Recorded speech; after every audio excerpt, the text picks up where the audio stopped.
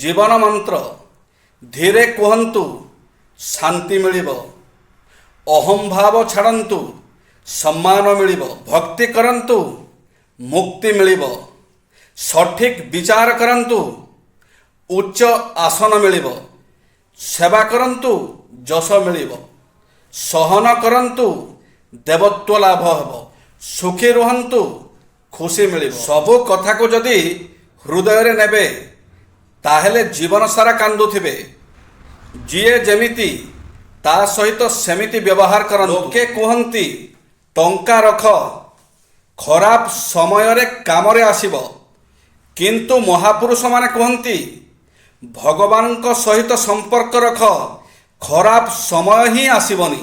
जेउ माने आपणक प्रति जलंती, आपणको ईर्षा करन्ति, आपण सेमानंको घृणा करन्तु नाही, कारण एमाने सेई लोक जेउ माने स्वीकार करि सारिछन्ति जे आपण सेमानंको ठारू आगरे अछन्ति।